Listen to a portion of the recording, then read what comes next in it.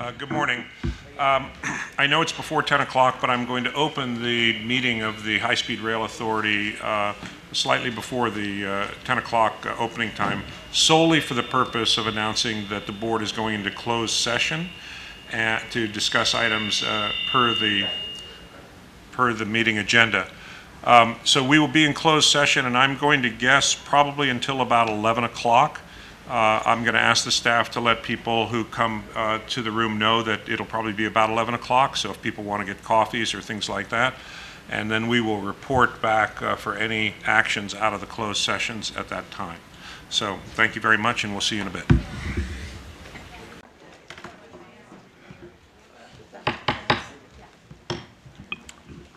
I think I have 4 seconds left to say good morning.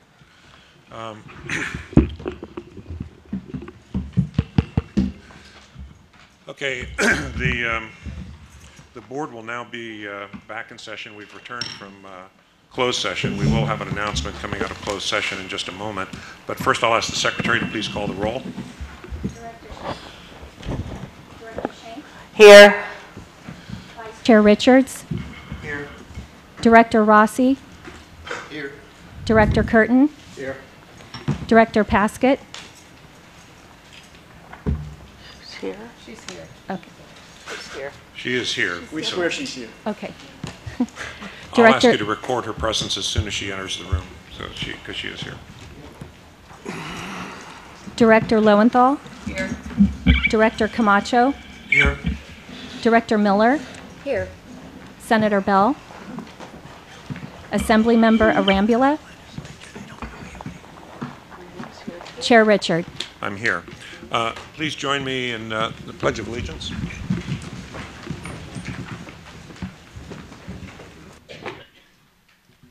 I pledge allegiance to the flag of the United States of America and to the republic for which it stands, one nation, under God, indivisible, with liberty and justice for all.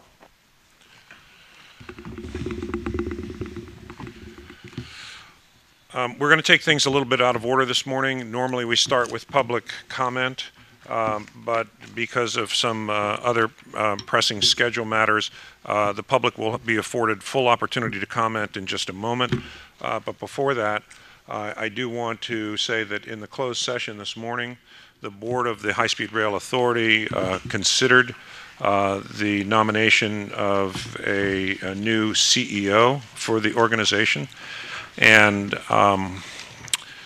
that's a matter that we are able to discuss in closed session in terms of interviews and deliberations, but in fact the motion has to occur here in open session.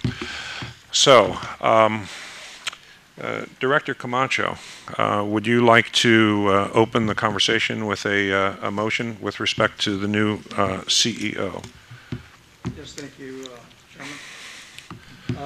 For much deliberation, many interviews, the board has contemplated many individuals, and I'd like to put it to a motion that we appoint Brian Kelly as our new CEO.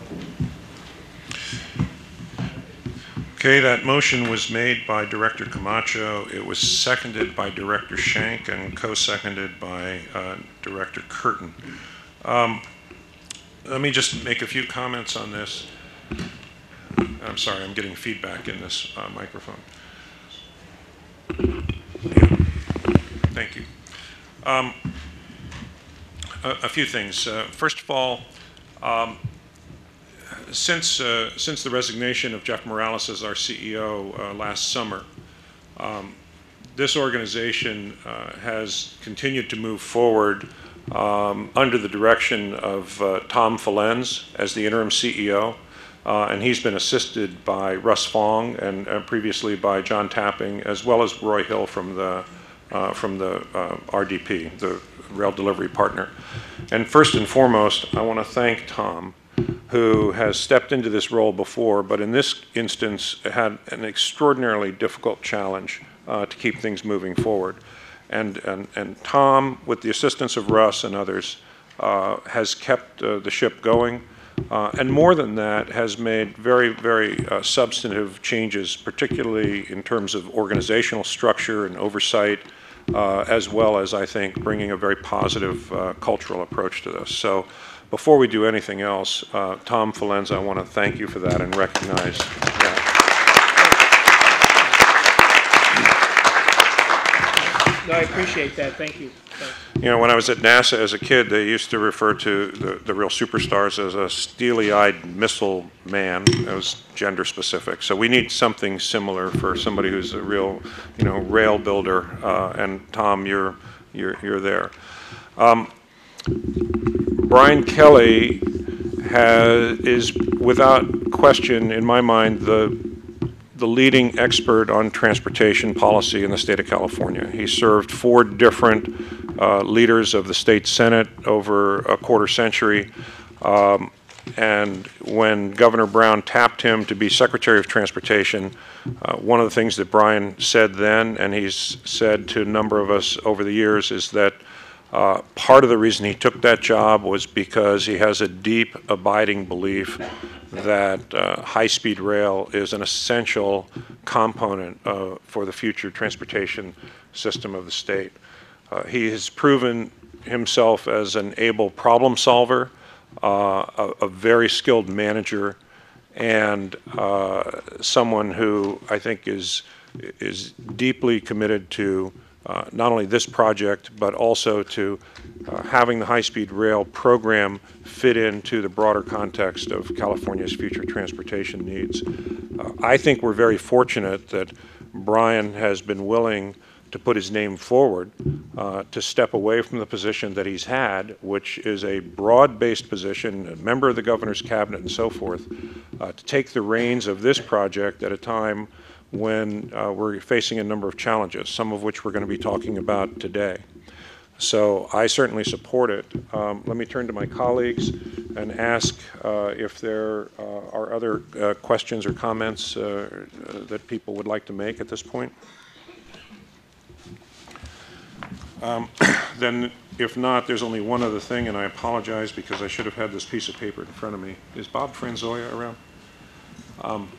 I just need the salary number because that's got to be part of this. So I'm going to make an amendment to Director Camacho's motion.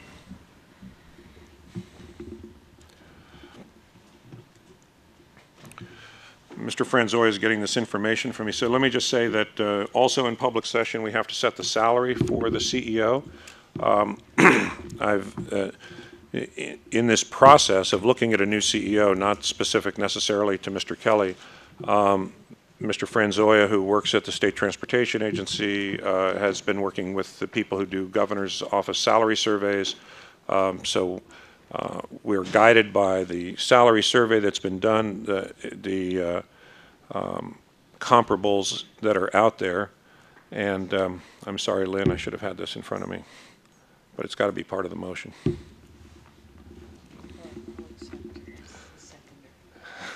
Okay.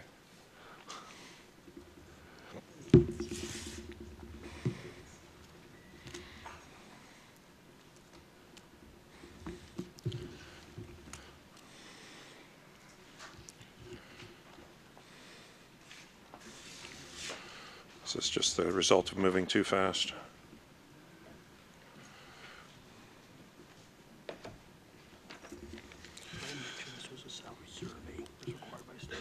Okay. Okay. Right.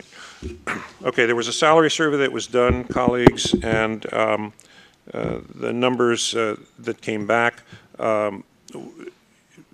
would justify a salary, and I don't know what the monthly number is, but it'd be $384,984. That is significantly below the what had become the salary with adjustments of the prior CEO, which I think is appropriate for a new person to step in at a lower range. So if the makers of the motion would accept that as a change, it would be that we offer this position to Brian Kelly at that salary that I just stated, $384,984.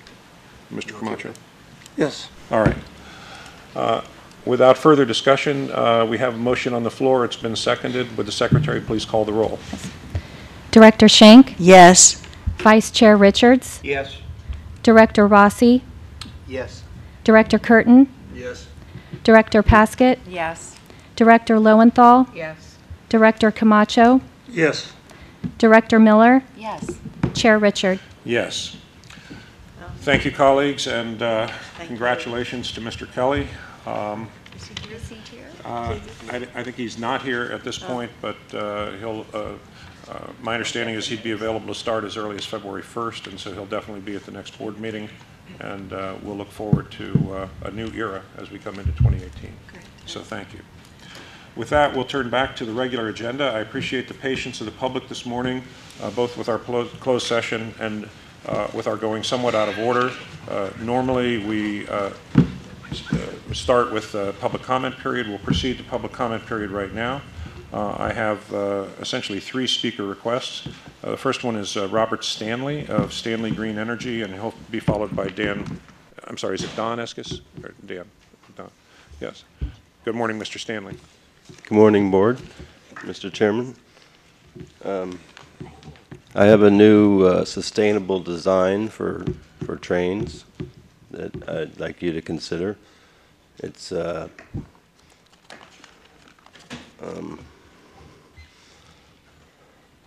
high-speed rail said they're interested in sustainable design, so I came up with a solar skin train with solar embedded windows, and it also has regenerative braking that charges the batteries also. And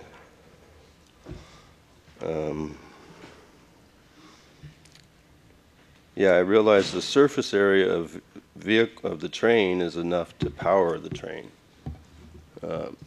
with the solar skin, and it can also be plugged in at a station to receive a quick charge. Is another benefit of it. And then I'm also working on a fuel cell train patent. I'm not done with that one yet. This one's still patent pending. And then I also have what I call a solar canal, but it's a renewable energy generating system. And the solar canal actually has enough power left over to power the high-speed rail. It makes 12 billion kilowatts of power, and it only needs 6 billion to power the water pumps around the state of California. So there's 2 ways you could sustainably power your train system. Hope you'll consider these. Thank you very much, sir. We'll ask the staff to take a look at that. Mr. Eskis, I'm sorry, I couldn't read. Is it Dan or Don? Don. Don Eskis, and he'll be followed by Ivor Sampson. Good morning. I'm Don Eskis, the CEO of the Fresno Rescue Mission. Excuse me, sir. I just want to make sure your microphone is on. Can people hear? Can you hear it? Okay, go ahead. Thank you. Fresno Rescue Mission's been in existence since 1949, and over the years we've served tens of thousands of individuals. Last year alone, we had over 2,500 individuals come to us that had needs, which were homelessness and all the associated issues with that. We're the only 24/7 facility for the public in Fresno and Fresno County, and we've been in negotiations and discussions with the authority for since 2013. Because of the complexity of our relocation, we estimate it's another 3 to 5 years before that relocation will be complete. And as a community benefit organization, and because of the length of the relocation, it's a 2 to 3 step relocation process, we are concerned that we be fully protected in that move and that we have a seamless transition. In October, we signed a possession use agreement. There were changes made subsequent to that which we could not accept, and In addition, the person that we were dealing with, Don Greb, has since retired. And we would like to see the PUA executed, but there are some issues, and we're at a loss at this point how to go forward. Our attorney, Ira Sampson, is also on the dais this morning, and he can explain it a little better than I can. But we've had a good relationship with the authority and the staff, but we seem to have reached a bit of an impasse and would like to see how we can move forward and move this forward. Thank you. Thank you, sir. Mr. Sampson?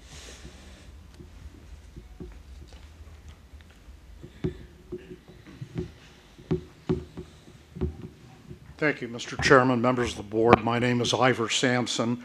I'm with Denton's, and I represent the Fresno Rescue Mission. And I'd like to just amplify a couple of the points that Don Escus made. There's really two issues that I'd like to address you on behalf of the mission. First is the possession and use agreement, which the authority needs in order to be able to get possession of the property to do the construction. And we've been working cooperatively with the staff to try and meet your schedule, but we need some guarantees to make it happen. The second issue which I'd like to address is the failure to respond to our request to even consider a resolution that would reaffirm the authority's adopted mitigation measures as it would relate to the relocation of our facility. So let me address the possession and use agreement first. As Mr. Escus said, we signed a possession and use agreement on October 10th. On October 20th, we received a, quote, revised possession and use agreement after we had already signed the document with unilateral changes that were made, we understand, by the Public Works Board that are just simply unacceptable to the mission. On October 31st, I sent a letter to Chairman Richard that specifically rescinded our earlier executed document based on those unilateral changes and asked for the board's help in setting up a meeting with the key players at the authority, at the Public Works Board, at the mission, to try and see if there was some way to resolve that impasse. We've had subsequent meetings with the high-speed rail staff. In November, we had a meeting. It was not until the 4th of January that we got a revised, another version of the PUA. In fairness, staff has been very helpful. They addressed a number of those issues, but the major issues dealing with financial guarantees are still there. Those are unresolved, and we appear to be at a logjam. We had a meeting last week. Again, the meeting was in good faith and in good spirit by everyone, but we're still at a logjam. We need your help to try and move the logjam, cut the Gordian knot, whatever you want to call it. You need that possession and use agreement to move forward. We want to put this behind us so we can get on with other business of the mission. So I guess I'm asking you again, nothing really constructive has happened since Mr. Escus and I appeared before you in November. This is a unique situation. We need to get all the players together, and I'm asking you, particularly Mr. Richard, in your capacity as chairman of the board, to do something to get everybody, the key players, to sit around a table and let's see if we can resolve this. That's the first issue that I'd like to address. All right. Why don't you go ahead and finish your remarks, and then I may have a question for you. Sure. The second involves a resolution regarding the mitigation measures that were adopted by this board, I think in 2014 when you approved the final EIS. In July of 2016, we entered into a temporary relocation agreement with the authority. The implementation of that agreement has been difficult, to put it politely. we need to negotiate a permanent relocation agreement. And to avoid the past problems that we've had, I wrote to you on October 19th requesting that the board consider adopting a resolution that quotes from the exact language of the mitigation measures that you had adopted that would provide guidance both to staff going forward with the negotiation of the permanent relocation agreement and give comfort to the mission that we're not going to be left high and dry, which quite frankly we feel like we have been sometimes with the temporary relocation agreement. I've not received any response to that letter that I wrote on the 19th. And quite frankly, this could be a win-win situation for both the mission and high-speed rail. The mission would get assurances that the adopted measures in the EIR will in fact be implemented. And I specifically quoted the exact language that you've adopted. We don't want you to do anything more but adopt a resolution that reaffirms that. And it would allow us all to get on with negotiating the permanent relocation agreement. Again, this was addressed by me in November. Nothing has happened. Just simply nothing has happened. And I would at the very least like a response to my October 19th letter and hopefully a favorable consideration by the board. All right. My normal practice is that we don't engage in colloquy with people who come to speak before the board, and that's because it's the public's time to speak, and being challenged or questioned by board members could be viewed as chilling what is essentially a First Amendment and due process right by the public. In this case, we have an advocate, a practitioner. I think it's very unlikely that if I ask you a question, it's going to chill your willingness to come before the board. So I'm just going to do that. And also, since you're the last speaker, I have stayed apprised of this issue. I know that my colleague, the Vice Chair, Tom Richards, is very, very focused on this issue. All of us respect the work of the Fresno Rescue Mission, and we don't want to interfere with it. So on your second point, yes, I will get back to you on that. I apologize for that. On the first one, it was just my question for you. Perhaps I'm misunderstanding it, but on the issue of the financial guarantees, my understanding is that the Public Works Board did reject that and would continue to reject that. Basically, it's feeling it's ultra vires to what they could do. If there's a different legal understanding than that, that probably should be brought forward. But I think, you know, the reluctance has been to try to pull a meeting together if they simply do not have the legal capacity to do the things that you're asking be done. My response, Mr. Chairman, I don't know if they do or not. Bottom line, we want the state of California to be the financial guarantor. We do not want the authority to be the guarantor in the event that the authority runs out of funding. It's a tautology. If for whatever reason the funding stops, the project stops, then we could be 125th in line. That's what we don't want. All right. Then we'll respond back to you on that through the appropriate channels. I just wanted to try to clarify that at this point. That's essentially our position and the dilemma. I'm not asking for the Public Works Board to guarantee it. All right. I wanted to try to understand. Okay. That. Okay. Thank you, Mr. Sampson. We'll get back to you with that. Mr. Chairman, I turned in one other speaker slip on behalf I ignored that because we usually give people one shot. So but you're the next one anyway. So just finish what you needed to say. Do you want me to go back and then call me up again? No, that's fine. This is on behalf of the Bakersfield Homeless Center. Okay. I didn't If I may briefly address that. Yes, go ahead. And again, I appeared in November before you to discuss the issues along with Louise Gill, who was the executive director of the Bakersfield Homeless Center, but couldn't be here. 3 years ago, a little bit over 3 years ago, the authority and the Bakersfield Homeless Center started to engage in negotiations about the early acquisition of the center's property.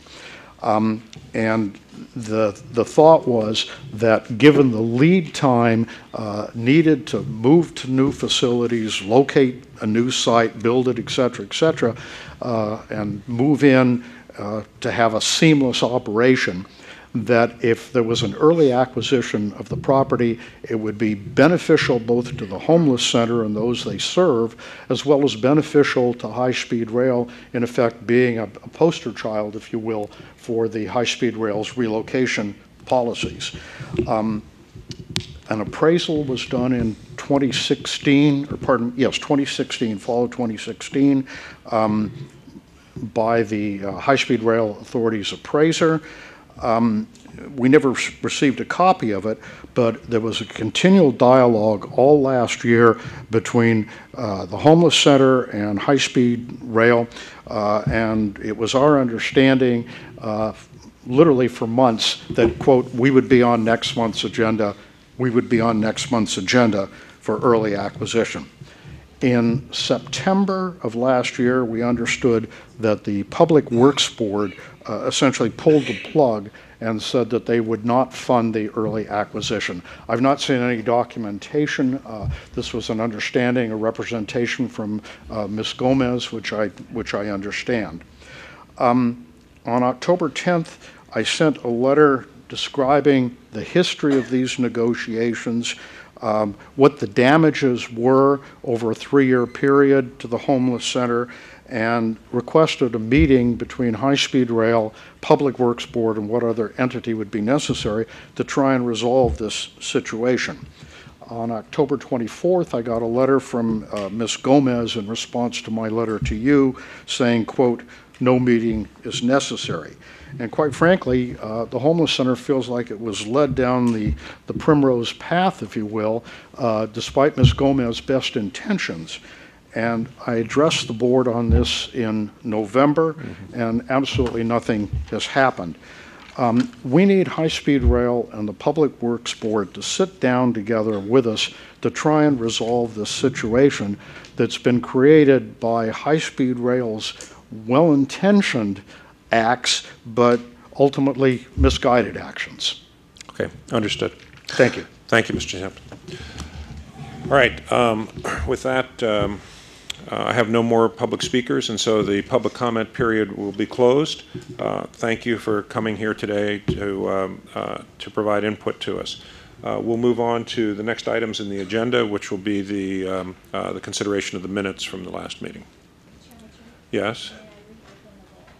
Yes, please. Reopen the roll. Okay. Do I have a motion on the minutes from the last meeting?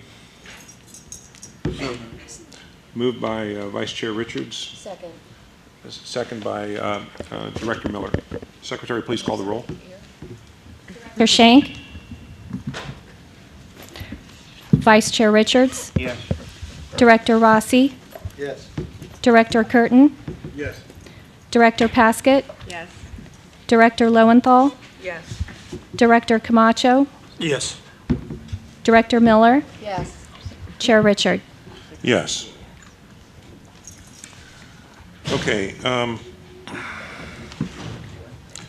Item 2 is going to be changed somewhat. It has to do with the question of additional funding for construction package 1 for a change order.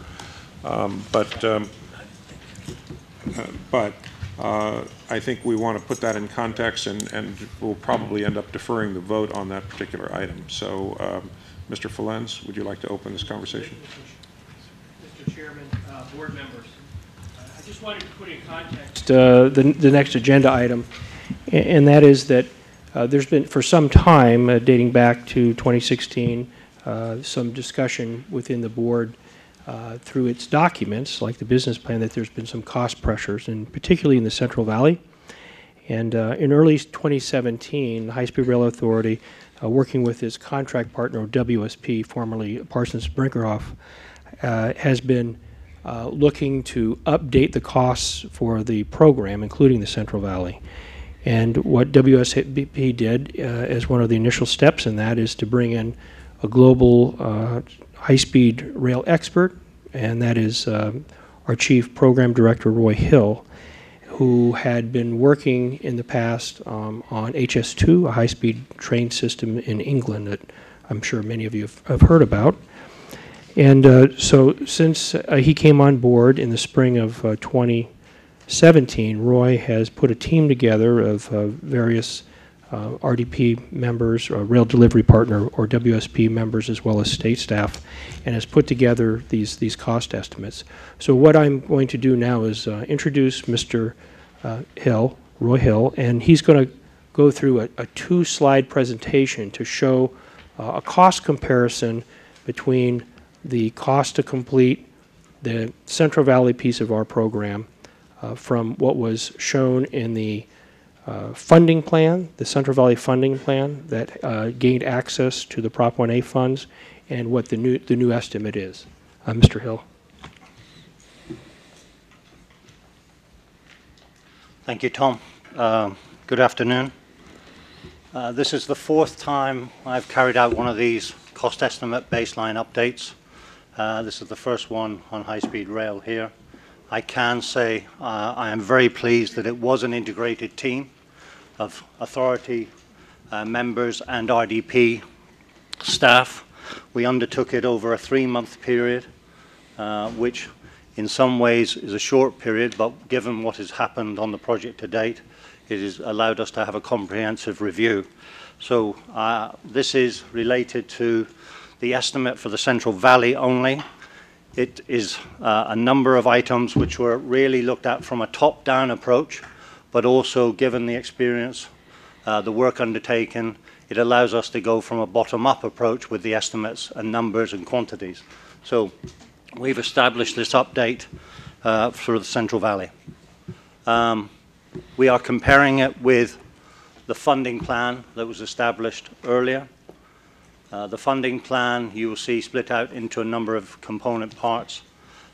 For clarity, the CP1, CP23, CP4 line items are project numbers, not contract numbers. So please, there's a distinction between the project of CP1 geographical area compared to CP1 design build contract. So that's what those numbers relate to. You will see an increase for CP1, CP23, CP4 stayed the same. The numbers, preliminary engineering, etc., line item was included in the numbers in the funding plan above, but in this situation we have pulled them out to make sure that we can better manage them and identify them. And below those numbers there are a number of what we call route-wide items, track systems, and that number is increased from 1.9 billion to 2.5 billion in the current estimate to complete. Heavy maintenance facility stays the same, northern extension added, and therefore the final numbers for the Central Valley funding plan was 7.8 billion. Currently the estimate, or the estimate as of today, we're saying for the Central Valley sector is 10.6. The number includes contingency. Previously was 923 million, almost a billion in the funding plan, and we have identified a further 600 million for the project at this stage of completion. It is lower obviously because we've had a number of years of work completed, design developed, understood the issues, and that's why we have only a further 600 million. I say only, but relative to the percentages, that's what we've included. What are the drivers for this increase, this 2.8 billion increase? They are categorized, and the main ones are the following. Railway related. This is where we got close to the railway line and had to construct and will be constructing intrusion barriers to protect the current freight railways with our high-speed rail, and that took up 450 million. Right away, I know has been a discussion topic at numerous meetings, and that falls into two categories. One is acquisition, the increase of 400 million there, and that's not only additional parcels that have had to be purchased, but also the increased cost of those parcels when we've purchased them versus the budget originally. But then there's also the protracted access or achievement of achieving those parcels, access to those parcels. We have estimated a delay impact to the contracts of $325 million. Third-party related costs, this is what I call stakeholder agreements, and there's been a numerous number of those, but basically you can see the types of things that we've come to agreement with local communities, cities, etc., and therefore we've had to reflect a new number, and that is 250. Third-party relocations, this is PG&E, AT&T relocation costs that were not estimated comprehensively enough or sufficient funds. We've had bids returned and those have been increased, so therefore we've had to increase it by $350 million. That represents $1.8 billion out of the 2.8, basically 63% of the increase has occurred by these main drivers. This is a estimate that, if you look at, is not, at this stage, plus or minus. On average, a number of the items that we've undertaken are probably minus 5%, plus 15% tolerance.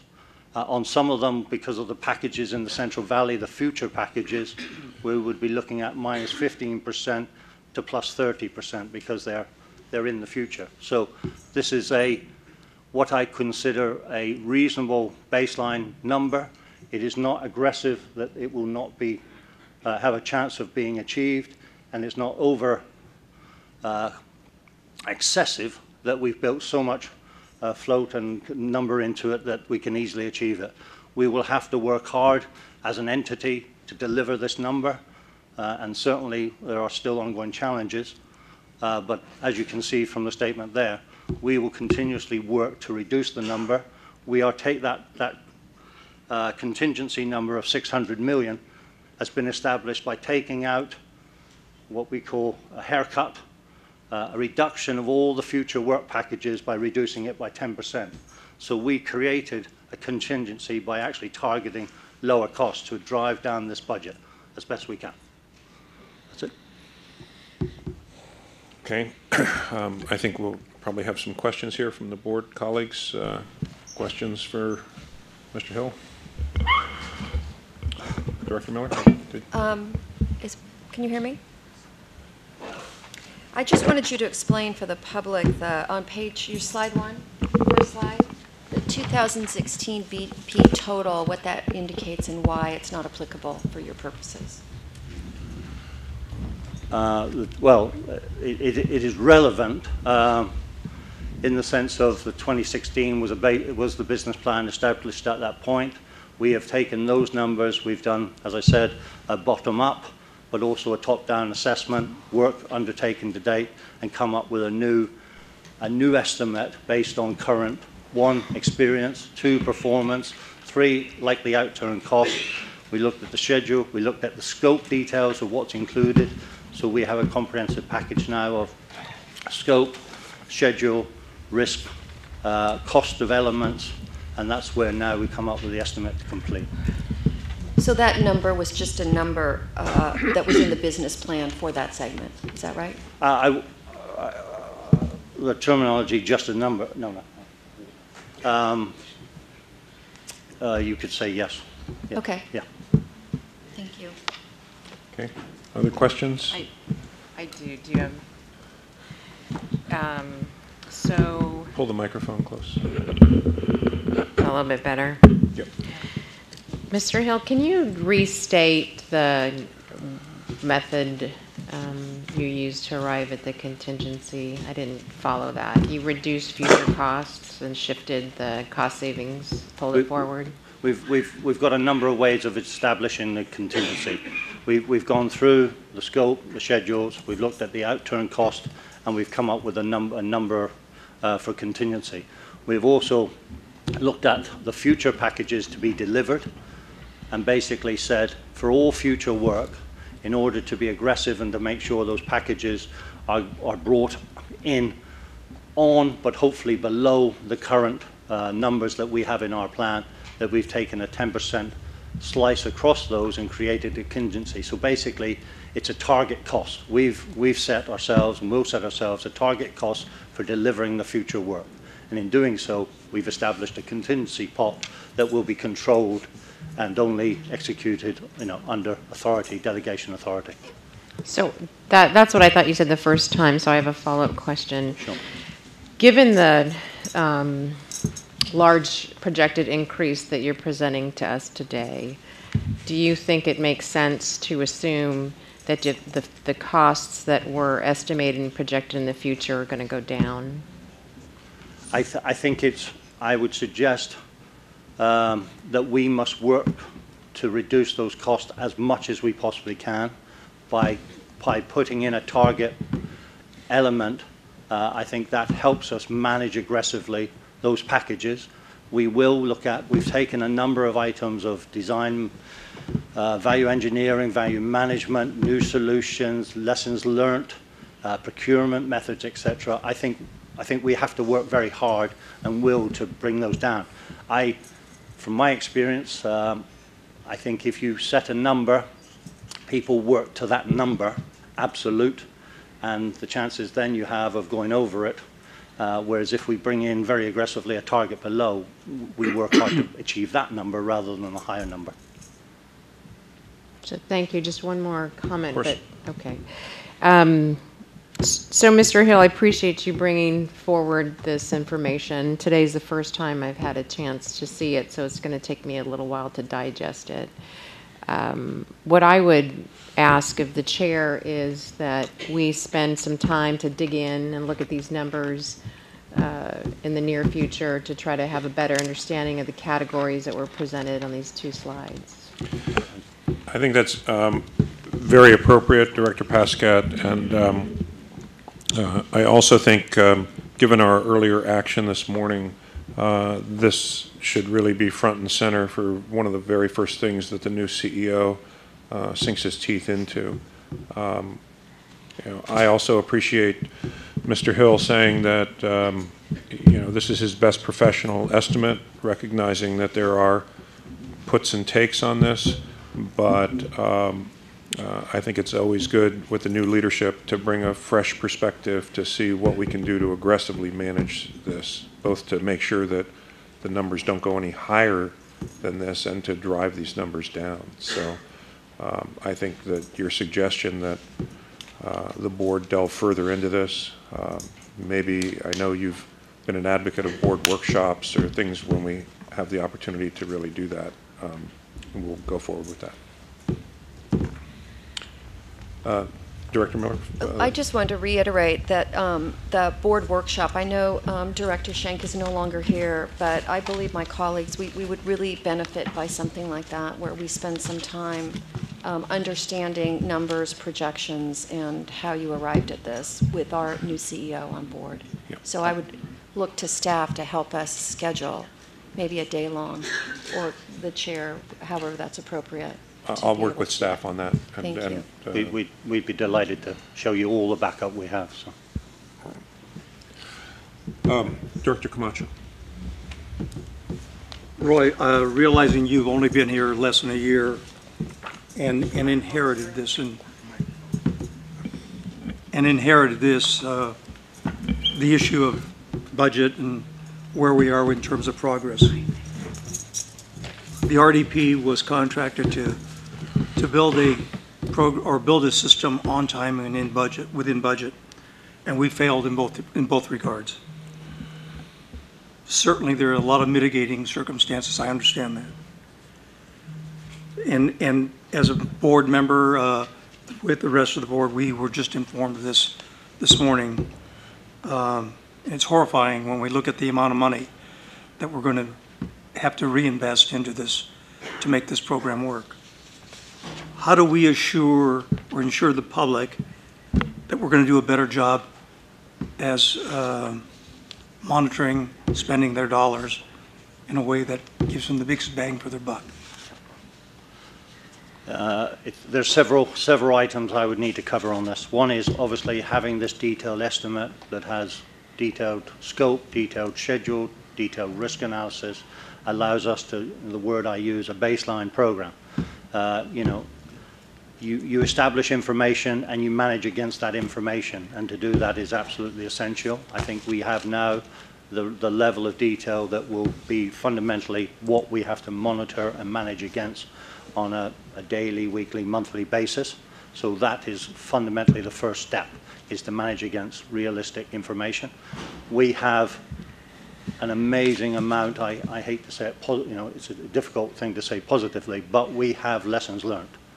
The right-of-way experience, the third-party agreements that we've had to establish, how we've procured things, the experience we've gained now, we must make sure is implemented in every future package going forward. We have implemented stronger management. Joe CAHSRA, who is here to present the next item, we have brought in at least 6 new senior managers into the construction arm and are bringing in more people to manage construction. And that is a joint effort between ourselves and the authority, etc. We are also looking at how we have better approvals, governance, how we sign off design variations, ATCs. And as you know from other board papers that we're looking at the whole management process from design build contractor right through to ourselves and how we sign things off.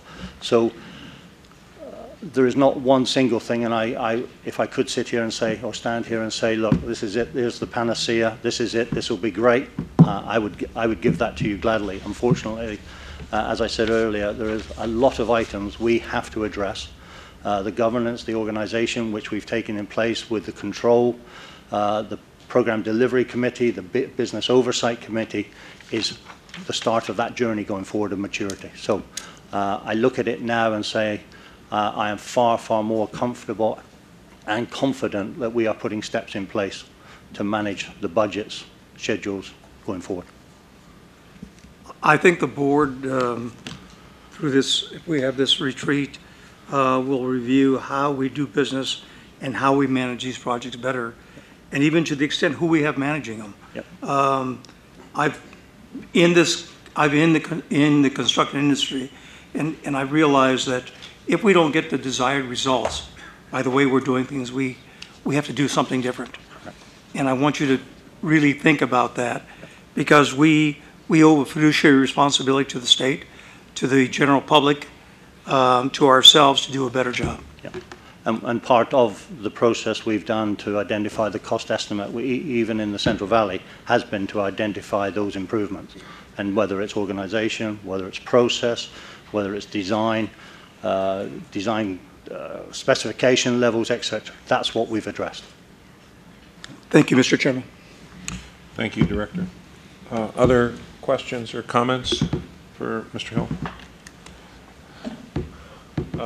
Seeing none, let me just turn to a couple on myself.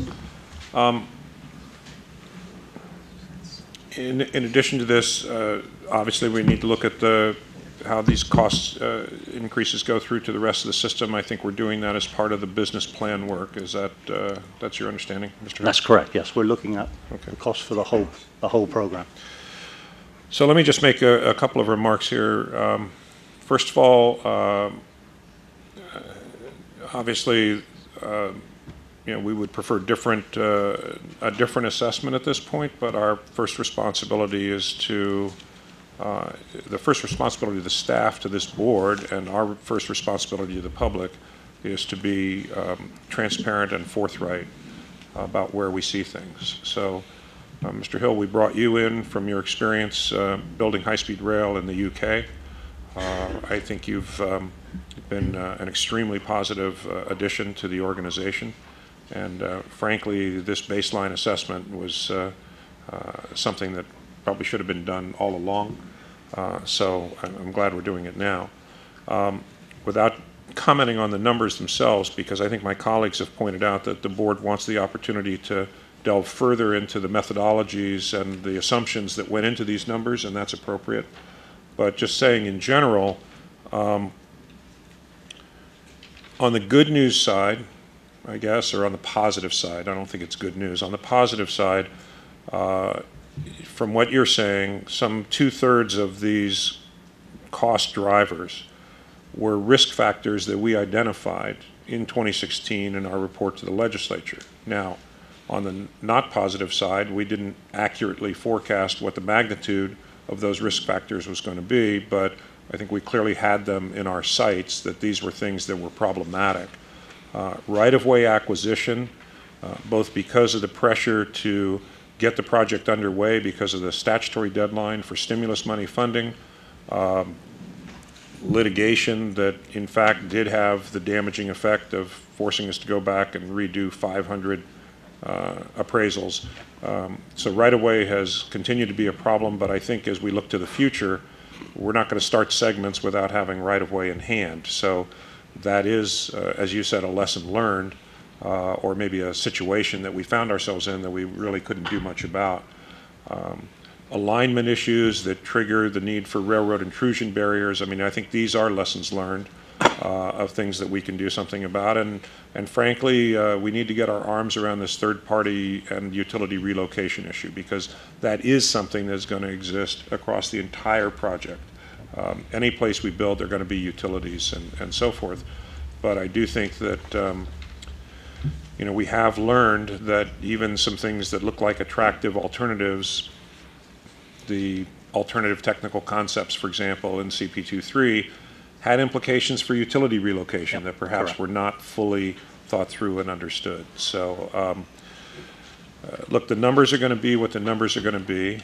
I think that we've got to continue to actively manage this program. Actually, let me amend that. We've got to enhance active management of this program. We are moving into the new year with a new leadership team, and I think that will be important as we do that. And it'll be important for us to more fully understand these numbers. This is a very big and complex project. I think the public probably understands that there are going to be times like this where we have to come in and say some things are difficult. What they want to see from us is both honesty and our absolute commitment to managing this thing to protect every dollar that we can. So, yes, we'll head into the new year with that. With that, yes, Ms. Peskin, Reaction. you have a delayed reaction. It happens rarely. May I ask one more question? Yeah, of course, please. Okay. Mr. Hill,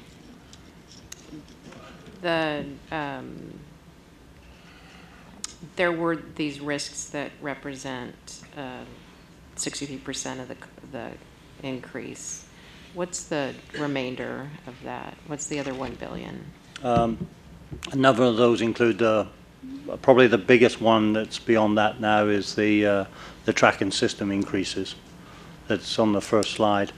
They're probably the area that we need to address, but that's caused the... It's the largest one for you. And that's basically, we've looked at benchmarking the outturn of other high-speed rail cost, program cost, and looked at it, and those two items have gone up. So that's probably the bulk of the next level. Okay, so as I listen to the conversation, and then internalizing these numbers would say that there are numbers that are being presented to us today, and they were risks that were identified, but I would hope that there would be mitigation plans presented for those risks going forward, not that just that we accept an increase knowing there were risks. I think that's irresponsible.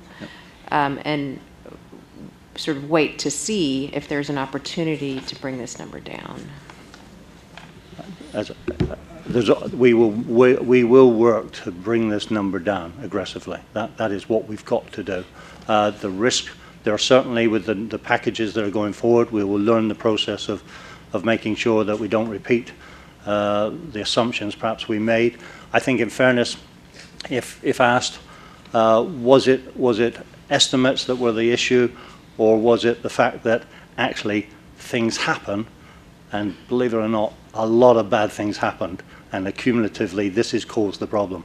Right away, the third parties, the railroad, the worst case scenario has happened, probably the decision taken on how to approach it, and that's what we need to learn more than the items. Right, and you're committed to looking at mitigation strategies? Yes, absolutely. For those worst-case scenarios? Absolutely. We've got a whole list of detailed mitigations, how we're addressing things, how we can reduce things going forward. Yes. Thank you. Yeah, I would just close on this based on what Director Pasquette just said. Listening to her, I mean, it seems to me that what we need to articulate to the public is that there will be a budget for this program. The budget will be based on our realistic assessment of things that it could cost, but then there will be a target, which will be below the budget, of what we're going to try to drive to. So on the one hand, we're being honest and open about what it could be, and on the other, our responsibility is to do everything we can to manage to a target that's below that.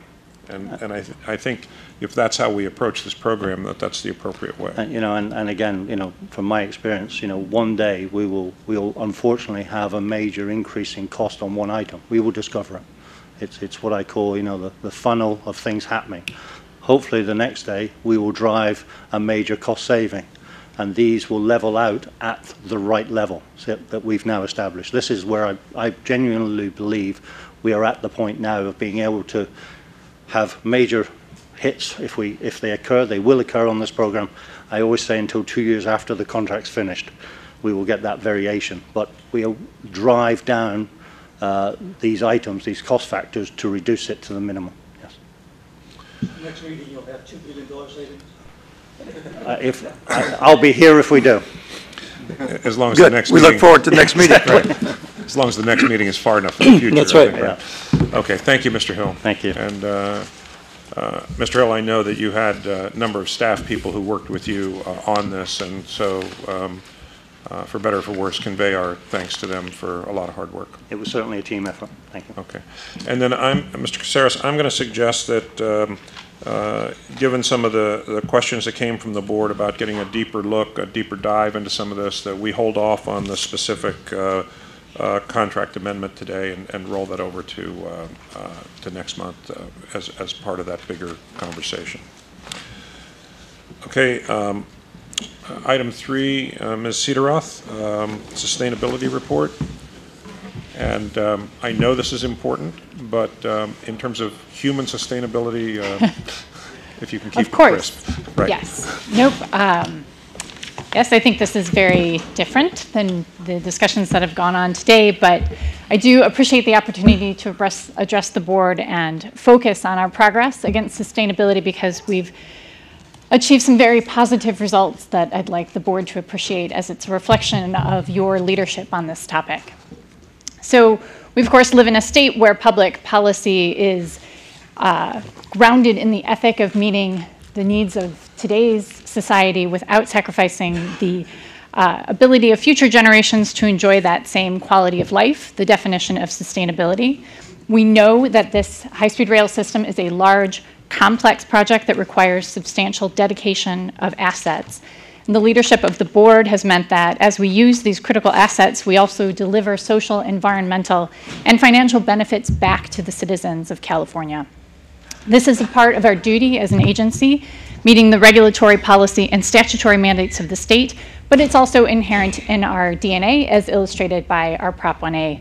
And of course, crucially, the system can incentivize the compact growth patterns that are necessary to protect the state's agricultural lands and ecosystems, and a move that is necessary to achieve the state's ambitious climate targets.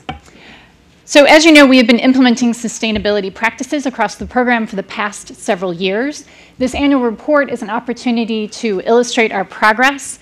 We arrange the report across the 5 key areas of sustainability, and this is an opportunity to update progress to the board and our larger external community toward our key industry-leading commitments that are illustrated here and that I'll talk about in detail today. These are indicators, of course, that are of high interest to our internal and external stakeholders. And we use a global reporting initiative standard, the GRI G4 standard, which is the most common sustainability standard, reporting standard. These are a sampling of the environmental, social, and governance indicators that are reviewed in detail in the report. And I'll go into more detail on the remaining slides on these. So of course you are familiar with this graphic from other presentations. It illustrates the construction net greenhouse gas emissions and criteria air pollutants boundary. Of course, our first philosophy is to minimize the emissions we produce through a number of practices. And we've identified renewable diesel as a commonly available and widely available and now commonly used fuel. It's used by Caltrans. It's also used by the city of Sacramento and the city of Oakland, as well as other cities in the state. It's an approach that can reduce greenhouse gas emissions by 60%. And it will be required on future contracts as we move forward. We, of course, have required the use of Tier 4 equipment since the beginning of construction. This has a tremendous positive benefit on criteria air pollutants, which we'll look at in detail in a moment, but it also diminishes the production of PM 2.5, part of which is black carbon, which is one of the short-lived climate pollutants. And so by using Tier 4 equipment, we're able to mitigate the production of those short-lived climate pollutants as well. And then, of course, there's offsetting. CAL FIRE has executed its first two contracts for urban tree planting, which will focus in part on disadvantaged communities in the Central Valley and near our alignment. So the authority has worked very closely with ARB to develop forecasting methods for our greenhouse gas emissions total to demonstrate how the system contributes to both AB 32 and SB 32 targets. We see that we should contribute about 58 to 72 million metric tons of carbon dioxide reductions over the first 50 years of operations of the train. I know it's difficult to appreciate the context of that in the context of global climate change. And so I'd like you to understand that within the context of California's climate investments, the investments of funds associated with cap and trade proceeds, the high-speed rail system alone contributes 4 times as many as all other total climate investments combined. So we are a significant investment, but we achieve significant results for the state on this context. And not just in the future, but currently the use of Tier 4 equipment means that our construction site is about 50 to 60% cleaner than your average California construction site in terms of these criteria pollutants that have a human health effect. And this, of course, is taking place in areas of the state which are suffering from environmental, social, and economic hardship. These are disadvantaged communities as identified by the state of California. And this is where we've already offset 1,000 lifetime tons of criteria air pollutants through our agreement with the San Joaquin Air District. It's also where, crucially, our economic team has illustrated that we have spent 52% of the project expenditure to date in these disadvantaged communities. These are communities that are in need of investment and economic opportunity, and this is manifest most clearly, of course, in the context of jobs. And the jobs to date have been very positive in terms of turning around some of these areas which had not seen the kind of recovery from the 2008 economic downturn. Now we've seen actually a very positive result when it comes to our construction. To date, reporting has shown that the project has recycled 99% of all construction materials. That's over 87,000 tons of material.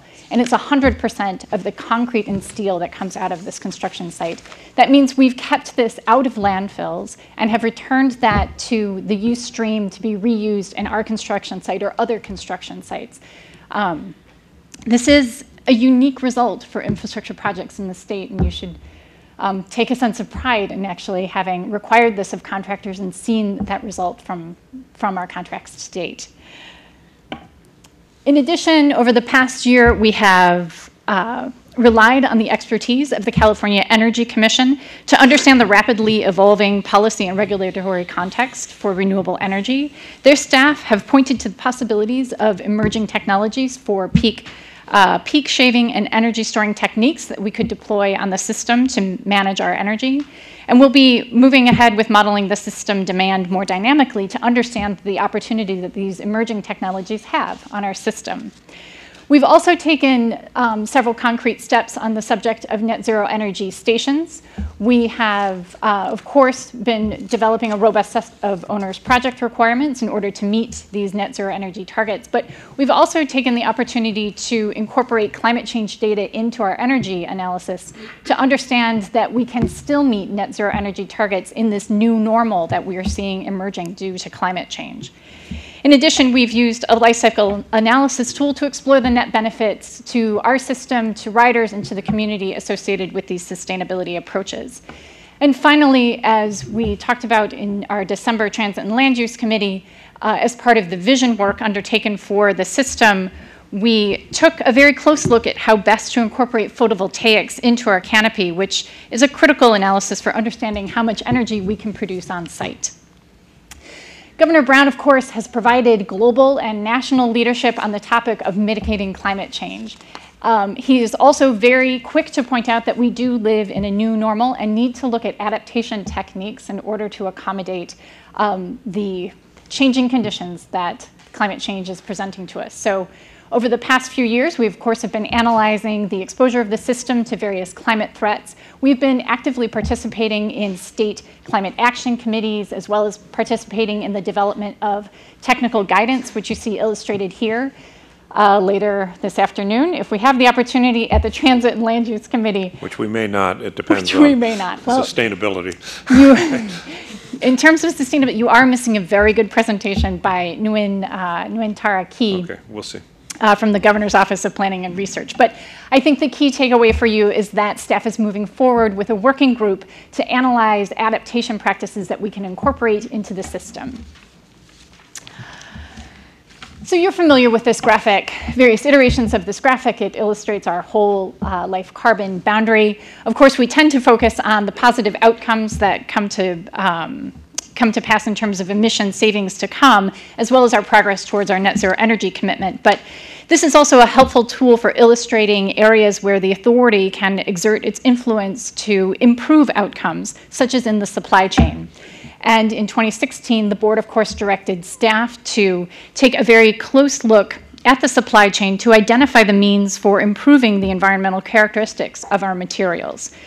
We've long understood the influence of concrete and steel on this boundary, and so we required contractors to, beginning with CP4, to submit to us their environmental product declarations, disclosure documents. And with the adoption of AB 262 in 2016, this is a practice that will now be much more common among infrastructure projects in the state of California. The modeling work has validated our assumption to focus on concrete and steel, and we will update this work with the 2018 business plan information and work closely with engineering and procurement staff to refine requirements in future contracts to move towards better outcomes. And the project, of course, is already seeing innovation in this space. I'm sure you're familiar with our concrete supplier for CP1, Outback Materials, who has been studying the use of carbon cure, a technique that takes sequestered carbon and uses it in the concrete, which further diminishes the use of cement, and so, of course, has a positive influence on carbon from construction. Now, for the past 2 years, we've participated in a benchmarking exercise, the GRESB infrastructure benchmarking exercise. This is an activity using a third-party assessment technique that was developed at the behest of global institutional investors. It analyzes not just your kind of classic financial indicators that we typically use for major infrastructure projects, but also looks at environmental, social, and governance indicators to evaluate asset performance against those. Our results are remarkably good. We were 15th of all projects globally, and again, we were the top infrastructure project in North America. So these results are a reflection of the leadership of the board on these policy issues and a reflection of the hard work that everyone delivering the project. So I'd be happy to answer questions, although I know it's been a very long day. I'd just like to make a couple comments quickly before I turn to my board members. The first is I want to thank you for this presentation. I thought it was excellent. I want to thank you for your leadership and your hard work, which has directly resulted in the scores that you just showed there. And I also just wanted to come back to one point to emphasize it that you made when you were talking about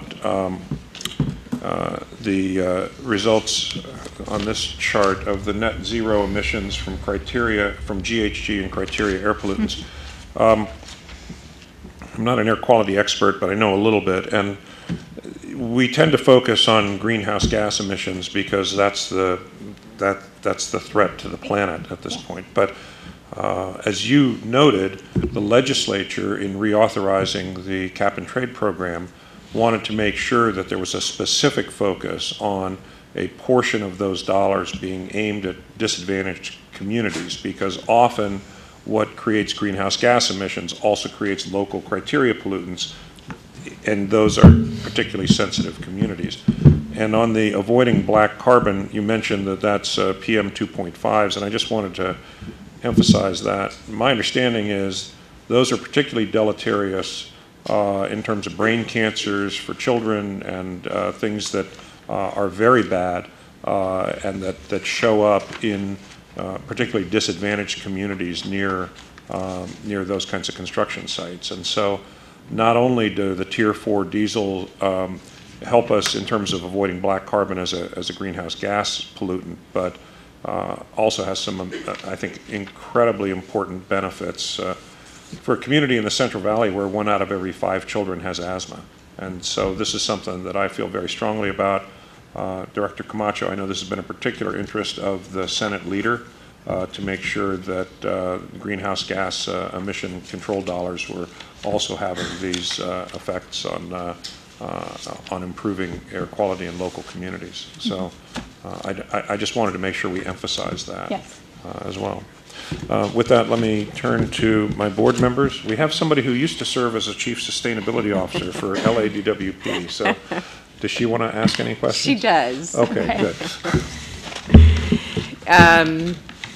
Actually, I don't have any questions, but wow, this is fantastic. This is so much more advanced and thorough and comprehensive than 2 years ago. Yeah. I am so impressed with this presentation. And it's going to lead all the news stories tomorrow. I was just going to say, after that really bad news that we got, I understand now why the chair put this at the end. So thank you, because it seems like you put a lot of time and energy, not only into this presentation, it's one of the best I've seen as a board member, excellent presentation, but into developing the programs. This is fantastic. Dan and I tend to focus on the same things, which is the energy components. Just one suggestion when you look at the net zero energy and you look at the storage and you look at integrating the photovoltaics, look beyond the Energy Commission. There's a body of work that's been done at the CAHSRA that's fantastic, and there's also a very progressive, forward-thinking body of work at NREL in Colorado that's gone beyond what California's done under the last administration and continues with this administration. So I would just encourage you to rip off their work product. But thank you. This is a really nice presentation.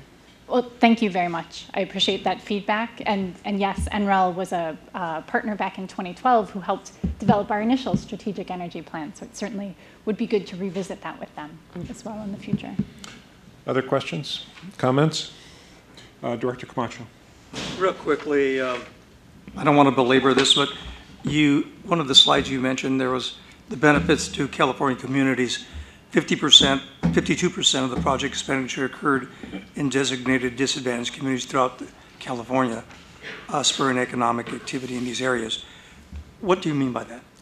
So this was an analysis undertaken by the economic team, the sort of data analytics team headed by Boris Lipkin, who is seated there. And what it did was to analyze the investments. This was an exercise they undertook as they were analyzing the fiscal impact and economic impact of the system. So California has identified specific geographic locations that are disadvantaged communities. It's a very specific mapping exercise they undertake. It looks at indicators, as I mentioned, economic and environmental and social indicators. And so their analysis actually examined where that investment went physically in terms of locations of businesses, the physical location of our construction projects. And so in aggregate, they determined that about 52% of it had gone into those communities. Well, as I look at the map, most of the numbers, or at least the asterisks that you have there, are located in Southern California. Most of the construction activity is happening in Central California. Mm-hmm. So I would just like to get more information on the locations of those in Southern California that are being impacted. And secondly, you have adjacent to that, 96 of 417 small businesses are under contract located in the disadvantaged communities. The same reference, I'd like to get more information about those that are being impacted. Yes, we'd be happy to get you more details about our small businesses, their locations, and that influence. Yeah, but once again, the activity is central. Most of the construction activities in Central California. Most of these that you've listed here are, it appears to be at least in Southern California. I'd just like to get more information about that. Of course. Thank you. Mm-hmm. Thank you, Mr. Chairman. Thank you. I think with no other questions, we'll just say one more time, excellent presentation, Meg, and excellent work. Thank you. Great. Good. Thank you. Okay, we've come to the end of the agenda. There is a Transit Land Use Committee meeting scheduled today, and I think what I'd like to do, frankly, some of us need a little bit of a break, so I'd like to push that if we can, and I'll confer with the staff so hopefully we don't blow out people who are going to present, but if we could push that to like 3:30 or something, 3:30, that'll give us a chance to get some lunch. And I don't drink during lunch, despite these Dan, proceedings. can I, yeah. before we close, I know you've already said this, but I personally want to thank Tom Valens. We've been in a transition for longer than we expected, and you probably have been pinch hitting for us for longer than you wanted. But I'm so grateful to have had you in that position during this time. So thanks for everything you've done. You're welcome. It's been a pleasure, truly. It really has been. Well, and he goes back to being chief counsel, and counsel in every sense of the word, which is good. Actually, colleagues, I just realized one more thing I want to do just as we adjourn, and I know that this, we didn't have a board meeting in December, so we could have done it, but we recently lost both a great civic leader and a great advocate for high-speed rail in Mayor Ed Lee of San Francisco. And every interaction we had with him, he brought his optimism and enthusiasm and so forth. And I think we should adjourn today's meeting in the memory of Mayor Ed Lee, the former mayor of San Francisco, and convey to his family our sympathy. So with that, our board meeting will be adjourned. Thank you.